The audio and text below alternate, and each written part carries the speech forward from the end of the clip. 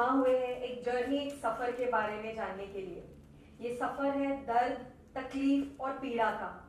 ये तकलीफ हुई है हमारे पेशेंट मिस्टर सुशील वर्मा, जो 56 ईयर ओल्ड है, जिन्हें एक ट्राइजेमाइनल न्यूरालजिया करके डिजीज के शिकार थे वो। ये ट्राइजेमाइनल न्यूरालजिया एक नस होती है फेस में, जो इस तरीके का पेन क्रिएट करती है मानो कि शॉक। हॉस्पिटल मुंबई में, ये हॉस्पिटल परेल में लोकेटेड है और ये 13 साल से एस्टैब्लिश्ड हॉस्पिटल है। ये हॉस्पिटल अपने मुंबई में one of the most advance multi speciality hospital के तौर पे जानी जाती है। हमारे पास यहाँ पे हॉस्पिटल में one of the best doctors और one of the best equipments and one of the best infrastructure है। जैसे किसी ने सही कहा है, आप सही इंफ्रास्ट्रक्चर लाओ, सही लोग लाओ और सही इन्वायरमेंट क्रिएट करो और फिर देखो जादू कैसे होता है। वो उसमें हम बिल्कुल मानते हैं और यहाँ पे भी हमने वही कर दिखाया है। यहाँ पे हमारे पास फुल टाइम न्यूरोलॉजिस्ट, न्यूरोसर्जरी का टीम है, फुल टाइम न्यूरोसर्जरी के टीम है और हमारे पास धुरंधर डॉक्टर जैसे डॉक्टर नितिन डांगे है, डॉक्टर कुशल है, डॉक्टर मयूर है। बहुत ही सॉलिड, बहुत ही स्ट्रॉन्ग टीम है हमारा न्यूरोसर्जरी का, जो हमारे पास ये हॉस्पिटल में है। और मुझे बहुत खुशी हुई जब ये मैंने केस के बारे में सुना कि सुशील जी जो मुंबई के ही रहने वाले हैं, उन्होंने काफ़ी सारे हॉस्पिटल्स में गए, अस्पताल में गए। सबका यहाँ तहे दिल से स्वागत करता हूँ और आपने समय निकाल के पेशेंट और हेल्थ केयर में कुछ कंट्रीब्यूट करने के लिए यहाँ आए, ताकि सोसाइटी में अवेयरनेस हो जाए। और वो बहुत इम्पोर्टेंट होता है, क्योंकि हमने देखा है कि समाज में बहुत सारे मरीज ट्रीटमेंट की वजह से या अवेयरनेस की वजह से ट्रीटमेंट लेने के लिए आगे आते नहीं हैं। बहुत सारे मिथ्स है, बहुत सारे अंधश्रद्धा है, ऐसी सब चीज़ों में लोग बहक जाते हैं और इलाज जो सही होता है, जो क्यूरेटिव होता है या उनको पूरे तरीके से ठीक कर सकते हैं, ऐसे इलाज तक पहुंचते नहीं हैं। इसका एक बहुत ही इम्पोर्टेंट उदाहरण हमारे पास है। ऐसे हमने बहुत सारे पेशेंट्स या मरीज को ऑपरेट किया है, ठीक किया है। जो ये बीमारी है, इसको हम बोलते हैं ट्राइजेमिनल न्यूरालजिया। सुशील वर्मा जी मेरे को पहले से बहुत सालों से जानते थे। ये किसी और सोशल वर्कर के थ्रू दूसरे मरीज को मदद करने की वजह से मुझे जानते थे, तो उनको ट्राइजेमिनल न्यूरालजिया हुआ है और उनमें ये ऑपरेशन हम करते हैं, जिसमें कान के पीछे से हम जाते हैं और वो एक छोटा सा होल बनाते स्कल के अंदर, कान के पीछे, और वो नस वहाँ अंदर रहती है, ब्रेन से बाहर आती है।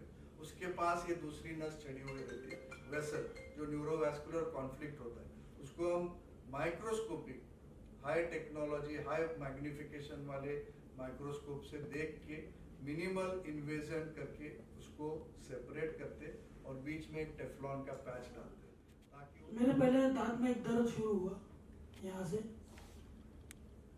तकरीबन 2-3 डॉक्टर के पास गया, एक ने दांत उखाड़ दिया, ये 2 दांत का रूट कैनल किया। दूसरे डॉक्टर के पास गया, उसने भी रूट कैनल किया। तीसरे डॉक्टर के पास गया, उसने भी रूट कैनल किया। आप सोच सकते हो दांत का एक छोटा सा दर्द कितना तकलीफ होता है। मेरे को ये बीमारी है ये पता चलने में 2-3 साल निकल गए। फिर एक डॉक्टर के पास गया, वो भी बोला डॉक्टर दांत का प्रॉब्लम है। तो दूसरे डॉक्टर के पास उन्होंने सीनियर उनके पास कोई था, उसने वो पकड़ा, बोला तो आपको कुछ ऐसा होता है क्या? बोला दर्द होता है, शूटिंग पेन होता है, अनबेरेबल, मतलब आप बिलीव नहीं कर सकते। डॉक्टर साहब ने जो बोला ना, सिर्फ 2 ही जन ये तकलीफ, इसका दर्द है, सिर्फ 2 ही जन जान सकते हैं, एक जो पेशेंट है और जो उनका डॉक्टर है। आप जिनको दांत दर्द है, जिनके दांत में कीड़े पड़े, आप दांत निकालते हो ना, उस वक्त अगर आपको इंजेक्शन बगैर दिए अगर दांत निकलेगा, वो जो तकलीफ होता है ना, उससे भी भयानक तकलीफ। बहुत सारे ऐसे पेशेंट होते हैं जो आप तक नहीं पहुंच पाते बिकॉज फाइनेंशियल प्रॉब्लम। तो मेरा सवाल ये है कि ये हॉस्पिटल उन ऐसे मजदूर जिनके पास इतना पैसा बहुत ज़्यादा है नहीं, वो अपने नीचे छोटे छोटे हॉस्पिटल और छोटे छोटे डॉक्टरों में चक्कर लगाते रहते हैं, उसमें ही चले जाते हैं। तो आपका हॉस्पिटल क्या उनकी हेल्प करता है? भी सिंपल चीज बताता हूँ। इनके केस मेरे से एग्जांपल है। आपको दर्द हो गया, आप डेंटिस्ट के पास जाते हैं। आज डेंटिस्ट की ट्रीटमेंट कितनी बहुत सस्ती, ओके। उस मामले में 3-4 बार रूट कनाल करने के सिवा उसके उतने ही पैसे में ये सर्जरी हो जाती है। सिंपल मैं एग्जांपल देता हूँ।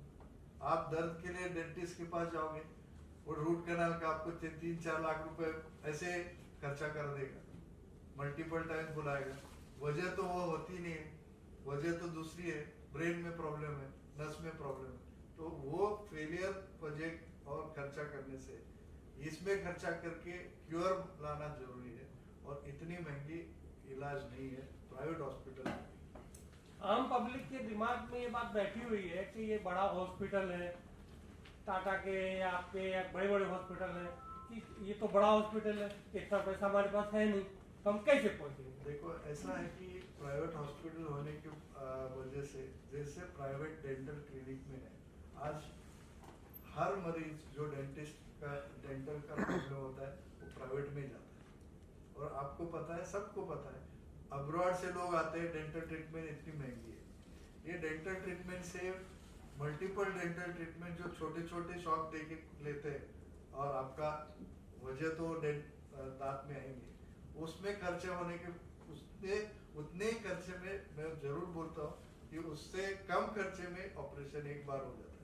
क्या मैनेजमेंट की तरफ से कोई ऐसा सोशल क्यूज सकता है कि जिससे कोई गरीब है, जिसके हमारे नहीं पास कर- सोशल वर्कर है।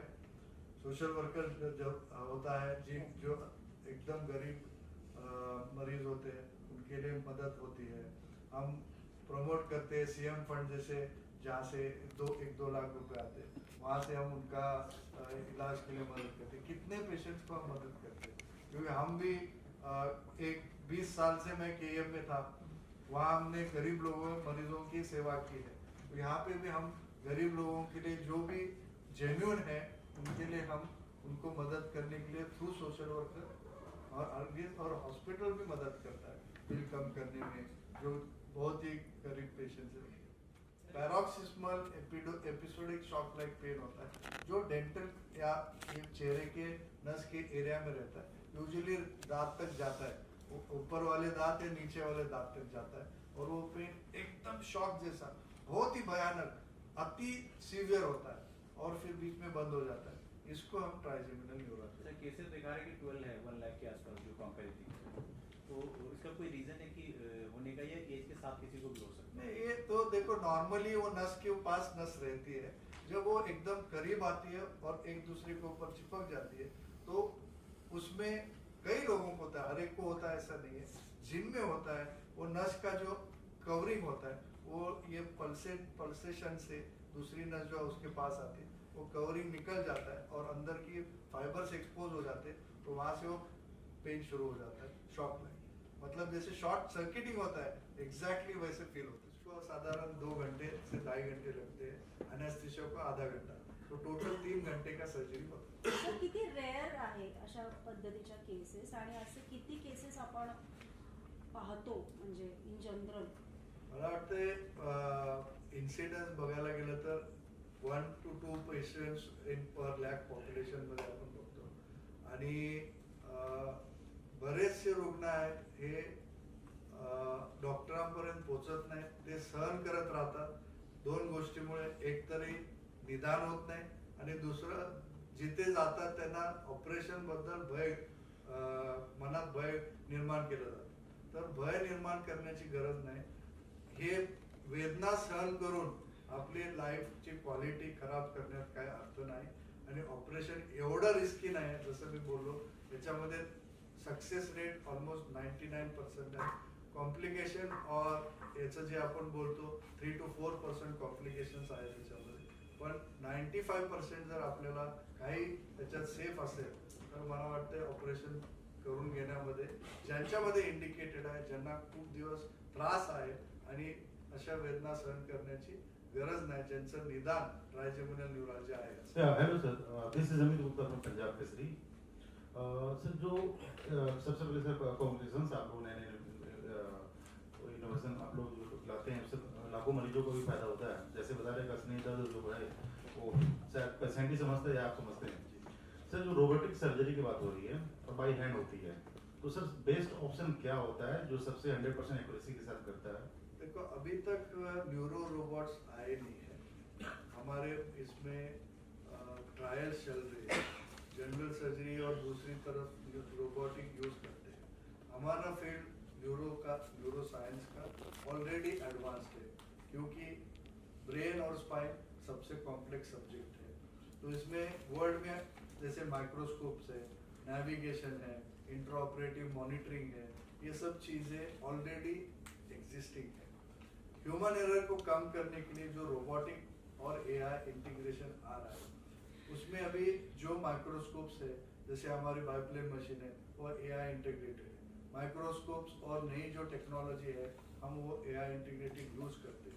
इमेजिंग में भी एआई इंटीग्रेशन यूज होता है, ऑलरेडी ये एग्जिस्टिंग है। ह्यूमन एरर के लिए रोबोटिक अभी तक हमारे पास आया नहीं है, इसलिए हमारा टीम जो एक्सपीरियंस है उसके लिए सब्स्टिट्यूट नहीं है।